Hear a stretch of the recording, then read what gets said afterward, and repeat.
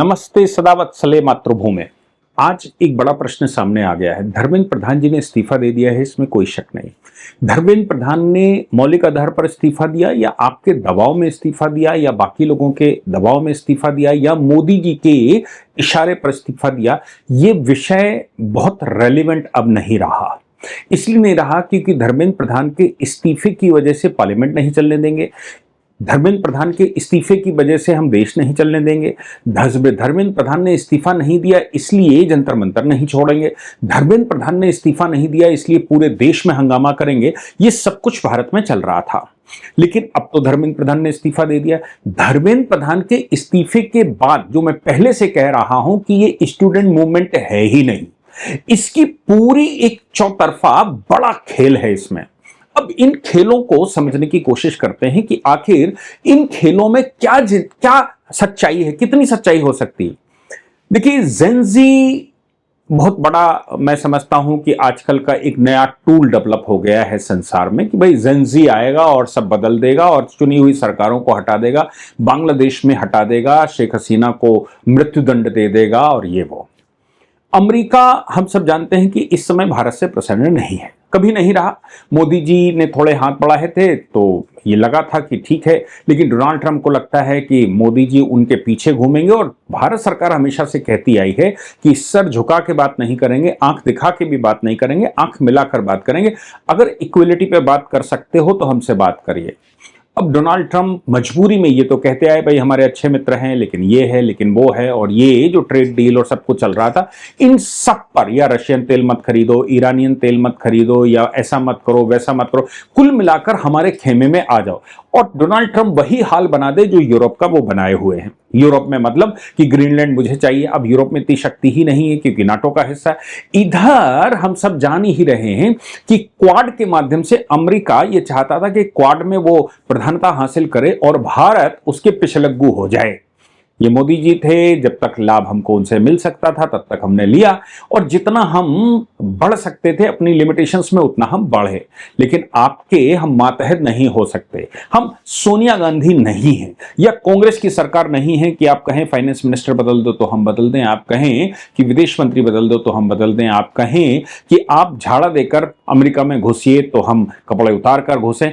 आज दूसरा माहौल है। मोदी जी हैं, उन्होंने अपने देश की शक्ति को समझा और पूरे विश्व को बताया कि भाई हम हैं कौन। अमेरिका अपने खेमे में लेना चाहता था और यहां बैठना चाहता था। उसने कई बार हमसे अफगानिस्तान के मामले में कहा कि हमें बेस दे दीजिए। उसने पाकिस्तान में हमारा ऑपरेशन सिंदूर के मामले में भी इंटरवीन करने का प्रयास किया, लेकिन भारत सरकार है। ऐसी परिस्थिति में अमेरिका और बाकी लोगों को यह लग गया था अमेरिका खेमे, क्योंकि भारत जो है वो रशियन खेमे से हटने वाला नहीं है और अब वो उनके मातहत तो काम करने वाला बिल्कुल नहीं है। इधर ब्राजील ने कुछ अपनी बात कही कि भारत के साथ, और पूरे विश्व में एक 25 से 30 अवार्ड्स भारत को दे डाले। भारत ने अपनी ट्रीटियां कर ली, भारत ने सेपरेट एक्सप्लोर करना शुरू कर दिया। अमेरिका के इतने सब कुछ टैरिफ गेम के बावजूद भारत ने अपनी प्रोग्रेस नहीं रोकी। ऐसी परिस्थिति में वेनेजुएला में जो किया वो भारत में तो कर नहीं सकते, क्योंकि वेनेजुएला उनके बगल में था कि आप राष्ट्रपति को रातों रात उठा लाए। भारत में ऐसा नहीं कर सकते, और कर भी सकते हैं अगर भारत के जो दुश्मन हैं या भारत के जो आस्तीन के सांप हैं वो उनकी मदद करते हैं तो ऐसा कर भी सकते हैं। लेकिन फिलहाल ऐसा आसानी से नहीं लगता। फिर वो दूसरे तरह से दूसरे देशों में उन्होंने वेनेजुएला में जो किया, उसके बाद अर्जेंटीना में उन्होंने क्या किया, वो मतलब कुल मिलाकर फिर उन्होंने कनाडा में क्या किया, आप हमारे खेमे में आ जाइए और फिर हमसे ही बात करिए। ये हो नहीं सकता। तो फिर क्या करें, भारत से उठा तो सकते नहीं। जेनजी उन्होंने बांग्लादेश में करवाया। ये तो मोहम्मद यूनुस ने जाकर उनके पूर्व राष्ट्रपति के मंच पर जाकर कहा। उन्होंने यही काम बाकी देशों में भी कई देशों में करवाया। वो ईरान में यही करवा रहे थे, इराक में उन्होंने यही करवा कर किया था, ईरान में भी यूथ को भड़काकर सामने लाए और फिर उसी बीच में उन्होंने ये कर दिया। क्या भारत को लेकर भी ऐसी कुछ संभावनाएं थी? सवाल ये पैदा होता है कि बांग्लादेश के हमारा जो मेघालय और नॉर्थ ईस्ट से बॉर्डर लगता है, उस बॉर्डर के पास क्या डिस्ट्रिक्ट है, वहां पर बिल्कुल बॉर्डर के पास, चूंकि हम सब जानते हैं मिजोरम में कुछ चल रहा है, मणिपुर में कुछ चल रहा है, नॉर्थ ईस्ट में ईसाईयत हावी हो गई थी, अभी धीरे धीरे डाइल्यूट हो रही, लेकिन फिर भी ईसाई बनाम हिंदू चल रहा है। बांग्लादेशी सैनिकों के साथ सिलहट में एक्सरसाइज करना, एक 11 दिन का एक्सरसाइज चला है, और वहां अमेरिकी सैनिकों का उतरना, फिर अमेरिकी सैनिकों का हमारे यहां पकड़ा जाना, अमेरिका के पूर्व सैनिकों का मिजोरम में पकड़ा जाना, फिर यूक्रेनियन सैनिकों का भारत में पकड़ा जाना, भारत में एटीएम कार्ड के प्रकरण सामने आना, भारत में कई प्रकार की चीजें एक साथ सामने होना, और भारत के 2 बॉर्डर। अब सोचो कि जिस समय बांग्लादेश में यह चल रहा है उसी समय बांग्लादेश का अपना सेना प्रमुख टर्की में है, और टर्की का पाकिस्तान में है, और पाकिस्तान में एक बड़ा मूवमेंट चल रहा है। मूवमेंट क्या चल रहा है आपको यह पता ही होगा कि खैबर पख्तूनख्वा में कहते हैं कि आतंकी हमला हो गया, 15-17 लोग मार दिए गए। खैबर पख्तूनख्वा में पख्तून वो अपने आप को अफगानिस्तान के साथ देखते हैं, वो कहते हैं कि भाई तुमने जबरदस्ती कब्जा करके रखा है। और उधर बलूचिस्तान में एक बड़े ग्रुप ने अपने आप को स्वतंत्र घोषित कर दिया है। इधर पाक ऑक्युपाइड जम्मू एंड कश्मीर में सीधा कत्लेआम हो रहा है, और भारत सरकार ने अपनी सेनाएं वहां सजा कर रखी हैं। आज विदेश मंत्रालय ने भी एक प्रेस कॉन्फ्रेंस करके कहा, उन्होंने कहा कि भाई जो पाक ऑक्युपाइड जम्मू एंड कश्मीर है ये हमारा हिस्सा है, हमारी सॉवरेंटी, चाइना उसमें स्टेक होल्डर कैसे हो सकता है। सीपीईसी की बात की जाए या बाकी चीजों की बात की जाए, चाइना वहां क्या कर रहा है, चाइना को उन्होंने मैसेज दिया कि हमारी संप्रभुता हमारी है, हमारी संप्रभुता के बीच में आप मत आइए, आज विदेश मंत्रालय ने कहा। और इससे पहले भारत सरकार, डिफेंस मिनिस्ट्री कह चुकी है बिल्कुल तैयार बैठे हैं। पाकिस्तान में जो हमारा जम्मू कश्मीर कब्जा करके रखा है उसमें अगर वहां कुछ गलत होता है, क्योंकि वो इंटेलिजेंस की रिपोर्टें ये आ रही हैं कि उन लोगों को मैदान में जहां पर वो प्रदर्शन कर रहे हैं, क्योंकि 30 से ज्यादा लोगों की हत्याएं वहां हो चुकी हैं, और वो उनकी डिमांड पूरी करने में या तो सक्षम नहीं है या नहीं की जा रही है। ऐसी परिस्थिति में वो वहां चारों ओर से घेर कर उनकी हत्याएं कर दी जाए। पाक ऑक्युपाइड जम्मू कश्मीर में जो कश्मीरी लोग हैं वो लोग वहां आंदोलन कर रहे हैं, वो ज्वाइंट अवामी लीग बनाई हुई है, और वो सैनिकों को कह रहे हैं कि सैनिक यहां पर नहीं आने चाहिए, हमारे यहां के ही सैनिक रहने चाहिए, हम भारत के साथ जाना चाहते हैं। ऐसी परिस्थिति में भारत सरकार ने यह कहा कि भाई हम अगर वहां कुछ गलत करते हैं ये तो हम इंटरवीन करेंगे। इंटरवीन करने का मतलब पाकिस्तान इस समय चूंकि बलूचिस्तान में घिरा हुआ है, पाकिस्तान इस समय अपने ही अंदर इमरान खान की पार्टी से घिरा हुआ है, सिंध में उधम चल ही रहा है, खैबर पख्तूनख्वा में यह सब कुछ चल ही रहा है, उनके सैनिकों की ट्रेनें जलाई जा रही हैं, पाक ऑक्युपाइड जम्मू कश्मीर में सब हो ही रहा है। ऐसी परिस्थिति में पाकिस्तान सर्वाइवल की लड़ाई लड़ रहा है, और ये तेल का ईरान वाला मामला हो गया तो अमेरिका उनको दूसरे तरह से सहयोग करने की कोशिश कर रहा है, क्योंकि बात तो ईरान की है लेकिन हकीकत है पाकिस्तान तो अमेरिका के साथ है। वो मुसलमान के नाम से ईरान के साथ नहीं, पाकिस्तान अमेरिका के साथ। अमेरिका भारत से परेशान है, पाकिस्तान भारत से परेशान है, बांग्लादेश भारत से परेशान है। और मोदी जी जब तक बैठे हैं तब तक बंगाल में चुनाव जीतने के बाद जिस प्रकार से बंगाल में परिवर्तन हुआ, उसके बाद पूरे विश्व की लीडरशिप कि भारतीय डेमोक्रेटिक तरीके से भारत की सरकार को हिलाना मुश्किल हो गया। और भारत अब जो स्पीड भारत की है वो तो हम वो भी जानते हैं कि भारत जिस स्पीड से दौड़ता है, अगर भारत को सही से सुदृढ़ कर लिया जाए, उसकी एजुकेशन व्यवस्था सही से कर ली जाए, उसका स्ट्रक्चर सही से कर ली जाए, करप्शन पर काम हो जाए, सिस्टम पर काम हो जाए, तो भारत की स्पीड को रोका नहीं जा सकता। भारत विश्व गुरु था, है और फिर से बनेगा। और भारत सोने की चिड़िया था, लूट कर लुटेरे ले गए, लेकिन भारत फिर बनेगा। भारत में हाइड्रोजन ट्रेनें चल रही हैं, भारत में एनर्जी पर निर्भरता खत्म हो रही है। अब ऐसी परिस्थिति में पहले उन्होंने छेड़ा गडकरी जी को, क्योंकि वो जेठरोपा पर आ रहे हैं, वो इस पर आ रहे हैं। फिर उन्होंने दूसरा ये नीट वाला बच्चों का वो था, इसमें पूरा देश कूद पड़ा। पाकिस्तानी हैंडलर इसमें काम कर रहे हैं, पाकिस्तान से हैंडलिंग करने वाले बहुत सारे ग्रुप यहां पर कर रहे हैं और फंडिंग भी हो रही है। अब आप सोचिए कि ईस्टर्न बॉर्डर पर हमारे अमेरिका घुस गया, अमेरिका के सैनिक बैठे हुए हैं, मतलब हमारे बॉर्डर में नहीं बैठे हुए हैं, लेकिन वो वहां रैकी कर रहे हैं कि कैसे किया जा सकता है। यह भी संभव है क्योंकि उस बॉर्डर से बांग्लादेश का बॉर्डर बहुत बड़ी सीमा हमारी खुली हुई है, तो वो अंदर अंदर एंट्री मार जाएं और विधर्मियों को वो अपने साथ मिलाने की कोशिश करें। मिजोरम में, मणिपुर में कुछ लोगों को अपने साथ मिलाने की कोशिश करें ताकि नॉर्थ ईस्ट काटा जा सके और भारत के अंदर दिल्ली में परिवर्तन किया जा सके। ये सारे प्रयास, मैं समझता हूं ये सारे प्रयास भारत को लेकर चल रहे हैं। अब आप सोचकर देखिए कि ऐसी परिस्थिति में जब आप कहते हैं कि धर्मेंद्र प्रधान का इस्तीफा दे दो, हम कुछ नहीं होने देंगे जब तक धर्मेंद्र प्रधान का इस्तीफा नहीं हो जाएगा। वांगचुक जो एफसीआरए कानून का ही दोषी है, वो वांगचुक अस्पताल से छूटने के बाद कहता है तो मुझे मारना चाहते हो, और उसकी चाल बदल गई। आप सोचिए, उसको लगता है कि वो एफसीआरए से बच गया। इधर भारत सरकार ने एफसीआरए कानून को और कड़ा करने के लिए भारत में किसी भी प्रकार का फंड नहीं आ सकता, ऐसी पूरी व्यवस्था की हुई है।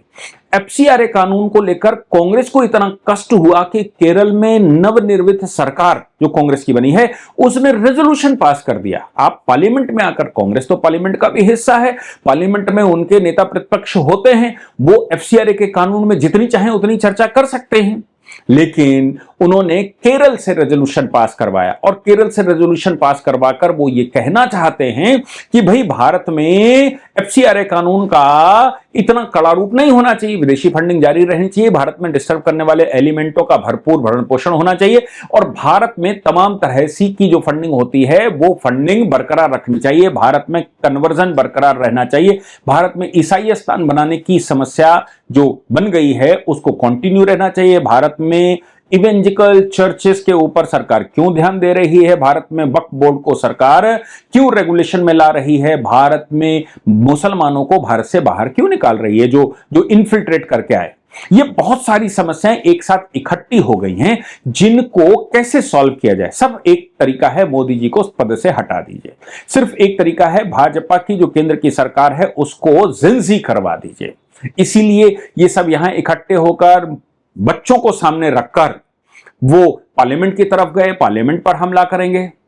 वो प्रधानमंत्री हाउस की तरफ गए कि प्राइम मिनिस्टर हाउस पर हमला करेंगे, और प्राइम मिनिस्टर हाउस से बिल्कुल लगा हुआ एयरफोर्स स्टेशन, बिल्कुल लगा हुआ एयरफोर्स स्टेशन जहां से अभी अभी केंद्र सरकार ने मस्जिद कैंप खत्म किया है, वहां बिल्कुल लगा हुआ जहां पर यह जिम खाना है, जिम खाना अभी खत्म कर रहे हैं। आप सोचिए कि इन सभी समस्याओं का एक निदान मोदी हटाओ और देश में विरोधी बिठाओ। ये जो पाकिस्तान में हो रहा है और भारत सरकार कह रही है कि हम पीओजेके में घुसने के लिए तैयार हैं, वहां सेना को अलर्ट कर दिया गया है कि अगर पाकिस्तान ऑक्युपाइड जम्मू कश्मीर में, चाहे वो कोई भी हिस्सा हो, मीरपुर का, मुजफ्फराबाद का, कोटली का, या फिर गिलगिट बाल्टिस्तान का किसी भी हिस्से में अगर पाकिस्तान एट्रोसिटी बढ़ाता है तो ऐसी परिस्थिति में भारत वहां एंट्री करेगा और एंट्री करके वो हिस्सा अपना लेगा। भारत सबको बता चुका है, पूरे वर्ल्ड को बता चुका है, ये भाई मेरा हिस्सा है और ये हिस्से में कोई गलत नहीं हो सकता। ये बात जब हमने सर्जिकल स्ट्राइक की थी तब भी बताई थी, जब हमने एयर स्ट्राइक की थी तब भी बताई थी, और ऑपरेशन सिंदूर में तो सही से हमने दिखाया और पूरे विश्व को अपनी शक्ति दिखाई। ये विश्व को जो शक्ति दिखाई उससे अमेरिका और बाकी देशों के भी पैर इसलिए हिले क्योंकि हमारे हथियारों की मार्केट बढ़ गई। हम हथियारों के मामले में 1000% से ज्यादा तेजी से बढ़ने वाले देश हैं। हम हथियारों को लेकर अब आत्मनिर्भर हो रहे हैं, हम एनर्जी को लेकर आत्मनिर्भर हो रहे हैं, हम इंफ्रास्ट्रक्चर को लेकर आत्मनिर्भर हो रहे हैं। अब एनर्जी और हथियारों को लेकर अगर भारत आत्मनिर्भर हो जाएगा तो भारत की कमाई अमेरिका कैसे जाएगी, भारत की कमाई दूसरे देशों को कैसे मिलेगी? और भारत की कमाई, सब पॉपुलेशन भारत के पास है, पोटेंशियल भारत के पास है, कमाता भी सबसे ज्यादा भारत है, लेकिन भारत का ड्रेनेज भारत को पनपने नहीं देता। भारत से धन लगातार बाहर जाता है और उसका कारण है कि पुरानी सरकारों ने खरीदने पर ज्यादा विश्वास रखा, बनाने पर कम। खरीदने पर विश्वास इसलिए रखा क्योंकि खरीदने पर जो कमीशन मिलता है, जो घोटाला होता है, चाहे वो बोफोर्स घोटाले के नाम से हो, चाहे वो अगस्ता घोटाले के नाम से हो, या किसी और घोटाले के नाम से हो, जो उनको मिलता है वो विदेशों में ही सेटल हो जाता है, उस पर कोई जांच नहीं होती। और भारत में जब भारत सरकार अपने व्यापारियों को बढ़ाती है तो यहां सवाल खड़े किए जाते हैं कि अडानी को बढ़ा रहे हैं, अंबानी को बढ़ा रहे हैं। अडानी ने फलाना एयरपोर्ट खरीद लिया, अगर अडानी ने किसी विदेशी स्टेक होल्डर से 27% शेयर्स खरीद लिए और उसमें मेजोरिटी पर आ गया तो क्या बुराई है? किसी विदेशी स्टेक होल्डर को बाहर किया ना अडानी ने, किसी विदेशी स्टेक होल्डर को बाहर किया ना अंबानी ने। अमेजन अपनी रिटेल मार्केट यहां भारत में खोलना चाहता था बिग बाजार के माध्यम से, उसको अंबानी ने रोका। आप सोचिए कि भारत में राष्ट्र का काम करने वाले जितने लोग हैं, भारत में जो एजुकेशनल स्ट्रक्चर चेंज हो रहा है, भारत में जो रिसर्चें सामने आ रही हैं, भारत में कोर्ट का स्वभाव चेंज हो रहा है, कोर्ट का अपना प्रभाव सामने दिख रहा है कि वो किस प्रकार से चीजों को राष्ट्रवादी स्थिति में लेते हैं। ऐसी परिस्थिति में अब भारत में उनके लिए कोई स्कोप इस स्ट्रक्चर में नहीं बचता। इसलिए वो जब जेंजी करने की कोशिश करते हैं तो नीट की परीक्षा के नाम से सामने आते हैं, धर्मेंद्र प्रधान का इस्तीफा मांगते हैं, और जब धर्मेंद्र प्रधान इस्तीफा दे देते हैं, आप सोचिए, दे दिया इस्तीफा, आप इस्तीफा ही मांग रहे थे, दे दिया, एनटीए में स्ट्रक्चरल चेंज कर दिया, एश्योर्ड भी कर दिया कि भाई कुछ नहीं होगा, फास्ट ट्रैक कोर्ट भी बना दिया, जल्दी डिसाइड करेंगे, लेजिस्लेशन भी बना दिया, भाई पार्लियामेंट में कानून बनाएंगे, रेगुलेशन भी करेंगे, सब कुछ कर दिया। अब इसके बाद वो कहते हैं धर्मेंद्र प्रधान को क्या जेल भी भेजेंगे? अभी आप मुझे बताइए, धर्मेंद्र प्रधान का इस्तीफा अभी तक चाहिए था, मोरल ग्राउंड पर चाहिए था, अब लीगल ग्राउंड कहां से मिलेगा? इसके पीछे कोई लीगल ग्राउंड भी है? लीगल ग्राउंड से मतलब है इसके पीछे कोई लीगल चीज भी आपने पढ़ ली है, क्राइम किया है धर्मेंद्र प्रधान ने। मोरल रिस्पॉन्सिबिलिटी तो समझ में आती है कि भाई मोरल रिस्पॉन्सिबिलिटी है तो कर दीजिए, लेकिन उसमें तो एनटीए ही भागीदार था। अभी यूपीएससी में कोई घोटाला होता है तो कौन करेगा? पीएससी में घोटाले होते हैं तो कौन करेगा? क्या पीएससी का घोटाला जब अनिल यादव के टाइम पर हुआ था, अखिलेश यादव मुख्यमंत्री थे, अखिलेश यादव के शिक्षा मंत्री ने, या अखिलेश यादव ने इस्तीफा दिया था। अभी इसी प्रकार का पेपर लीक पंजाब में हुआ, फार्मेसी का, क्या पंजाब में इस्तीफा मांगा गया? इसी प्रकार के पेपर लीक अभी केरला में और उधर तमिलनाडु में हो रहे हैं, उन पर किसी ने इस्तीफा इसी प्रोटेस्ट के दौरान हो रहे हैं, उस पर इस्तीफा नहीं मांगा, क्योंकि वहां परिवर्तन नहीं चाहिए, क्योंकि उनको भगवंत मान सूट करता है, क्योंकि उनको वो केरला वाला सूट करता है, उनको सूट करता है तमिलनाडु, उनको नहीं सूट करता तो भगवाधारी मोदी नहीं सूट करता, उनको नहीं सूट करता तो 24 घंटे काम पर लगी हुई पिछले 12 साल से सरकार नहीं करती, उनको सूट नहीं करता तो विदेशियों को भारत में लगभग मार्जिन पर ले आने वाली सरकार नहीं करती। उनको अगर नहीं लगता, उनको नहीं सूट करता, तो यह नहीं सूट करता कि वो भारत में अपना जो एफसीआरए वगैरह का पैसा आता है उससे मौज कर सके और भारत को कमजोर कर सके। अब उनको लगता है कि जब हम कुछ आगे कर ही नहीं पाएंगे तो यही कर लेते हैं, इसलिए धर्मेंद्र प्रधान जी के इस्तीफे के बावजूद अब वो अपडेटेड मांगे मांग रहे हैं। हम तब तक नहीं जाएंगे जब तक ये नहीं हो जाएगा, हम तब तक नहीं जाएंगे जब तक वो नहीं हो जाएगा। अच्छा, दिल्ली में बाहर का अगर कोई व्यक्ति होता तो वो कहां रुकता है? भाई अगर मैं जेंजी ये मानता हूं पूरे देश का जेंजी यहां पर इकट्ठा है, तो ये रात में कहां जाता है? इसको तो वहीं रहना चाहिए था। ये रात में किसके घर लेटने जाता है? ये रात में कहां जाता है? मैं आपको बताता हूं, ये पूरा सिस्टम जो है वो नमाजी ग्रुप का है। नमाजी ग्रुप नमाज पढ़कर, अजान होती है, नमाज होती है, नमाज के बाद फिर एक आवाहन होता है, तकरीर होती है, और वो यहां आते हैं, हुड़दंग मचाते हैं, वीडियो बनाते हैं और देश को वायरल करते हैं। रात में भी कुछ ऐसा ही होता है। 100 लोग इकट्ठे हुए, नारे लगाते हुए गिरे, बोले हाँ भाई हो रहा है, और उसका फोटोशॉप और बाकी चीजों से बड़ा बड़ा उसका सिस्टम बनाया गया, और वो सिस्टम बनाकर पाकिस्तानी हैंडलरों से पूरे विश्व में दौड़ाया गया। एसएफआई, आप सोचो लंदन में एसएफआई प्रदर्शन कर रही, केजरीवाल के लोग प्रदर्शन कर रहे हैं विदेशों में।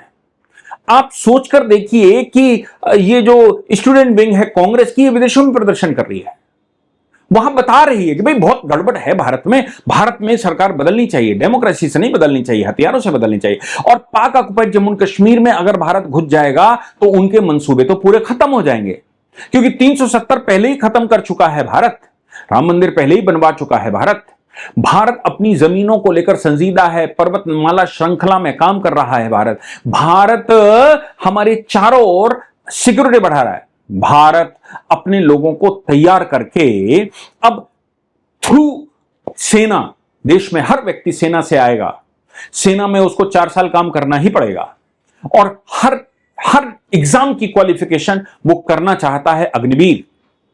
अगर ये सब कुछ भारत सरकार सही से कर लेती है तो वो तो भविष्य का जो सपना है वो सपना ही रह जाएगा, और केवल उनका नहीं, केवल देश के विरोधियों का नहीं, पाकिस्तान का सपना डूब जाएगा, बांग्लादेश का सपना डूब जाएगा, अमेरिका का सपना डूब जाएगा, पश्चिमी देशों के सपने डूब जाएंगे। भारत के अंदर ईसाई स्थान बनाने के लिए सोचने वालों के सपने ढूंढ जाए खत्म हो जाएंगे। भारत को इस्लामिक राष्ट्र बनाने के लिए जो लोग यहां रुके थे पाकिस्तान के बाद भी, उनके सपने खत्म हो जाएंगे। भारत में कम्युनिस्टों के सपने खत्म हो जाएंगे। अर्बन नक्सल्स के सपने खत्म हो रहे हैं क्योंकि नक्सल फ्री देश को घोषित कर दिया गया है। आप सोचिए कि दीपके क्यों यहां से हटेगा। आप सोचिए क्यों ना वो अपडेटेड मांग करे, क्योंकि उसको हुड़दंग करना है। और उसके साथ जो लोग हैं उनकी कोई डिमांड नहीं, उनकी एक डिमांड है, भाजपा को कैसे खत्म करना, भारत में मोदी जी को कैसे गिराना और कैसे भारतीय सिस्टम पर कब्जा करना। ये एक ही डिमांड है और उस डिमांड के लिए सारा चल रहा है। इसलिए धर्मेंद्र प्रधान जी के इस्तीफे के बावजूद उन्होंने अपडेटेड मांगे रख दी हैं। हालांकि कल भारत सरकार ने कहा था हम विचार करेंगे, और मोदी जी उसको जल्दी से जल्दी खत्म करना चाहते हैं, इसलिए हर स्तर पर सैक्रिफाइस करने को तैयार हैं। परंतु यदि आप नहीं मानेंगे तो क्या होगा, पार्लियामेंट पर हमला जबरदस्ती करने की कोशिश करेंगे तो क्या होगा, आप दिल्ली को डिस्टर्ब करने की कोशिश करेंगे तो क्या होगा। मैं समझता हूं कि पहले चाइना इस तरह के काम कर चुका है। जब उनके यहां स्टूडेंट मूवमेंट शुरू हुए, दोबारा कभी स्टूडेंट मूवमेंट ही नहीं हुआ। भारत में ये स्टूडेंट मूवमेंट नहीं है, ये नाबालिग विधर्मी मूवमेंट है, जिसको नाबालिगों को सामने रखकर ये सब कुछ होता है। पत्थरबाजी पहले भी नाबालिगों को। आज आप सोचो, धर्मेंद्र प्रधान के इस्तीफे के बाद जंतर मंतर पर पत्थर फेंके गए, बहुत तेजी से हमले हुए और यह उकसाया गया कि पुलिस किसी तरह से वहां एक्शन ले ले, पुलिस वहां लाठी चला दे, पुलिस वहां गोली चला दे। अगर पुलिस या प्रशासन वहां कुछ भी कर देगा तो मूवमेंट फिर से शुरू, तो ग्राउंड मिलेगा, भाई तुमने छात्र मार दिए। आप सोचिए, धर्मेंद्र प्रधान के इस्तीफे के बावजूद भी पत्थर कौन मार रहा था। ये जम्मू और कश्मीर में जैसे पत्थर चलता था पुलिस के ऊपर, वैसे ही प्रशासन के ऊपर, शासन के ऊपर, पुलिस के ऊपर या सिक्योरिटी फोर्सेस के ऊपर पत्थर यहां जंतर मंतर पर पढ़ने वाले 16-17 साल के छात्र मार रहे थे क्या? नहीं, वो इसको बिगाड़ना चाहते हैं कि किसी तरह से ये और बिगड़े और हम वो जो पीछे से कहीं चाबी टाइट हो रही है, पीछे से कहीं से फंडिंग हो रही है, पाकिस्तान से जो हो रहा है, अमेरिकी सैनिक यहां पर घुस रहे हैं, भारत देश में अंदर बहुत कुछ हो रहा है, उन सब को कैसे मैनेज किया जाए। आपका क्या विचार है? आप मेरी बात से सहमत हैं तो जरूर चाहे हां लिखिए, चाहे ये लिखिए मैं सहमत हूं, चाहे आपके पास कोई कमेंट है तो लिखिए। आप नहीं सहमत हैं तो लिखिए मैं नहीं सहमत हूं, आप नहीं सहमत तो लिखिए मैं बिल्कुल सहमत नहीं हूं। भारत, आप लिखिए कि मैं भारत की तरक्की नहीं देखना चाहता, मैं भारत में इस्लामिक देश देखना चाहता हूं। अगर आपको ऐसा लगता है, आपको लगता है ईसाईस्तान देखना चाहते हैं तो लिखिए। आपको लगता है कि भारत सरकार काम नहीं कर रही है तो लिखिए। आप बोलेंगे, आप लिखेंगे तो आप भी जिंजी हैं, आप देश के नागरिक हैं, आपको लिखना बोलना चाहिए, जिससे सरकार का हौसला बढ़ता है। अगर आप नहीं लिखते, आप नहीं बोलते तो यह माना जाता है कि सब शांत हैं, तो वो जो कर रहे हैं वो ठीक कर रहे हैं। मैं आपसे उम्मीद करूंगा कि आप इस पर एक बहस नहीं छेड़ेंगे। जय हिंद, जय भारत, वंदे मातरम।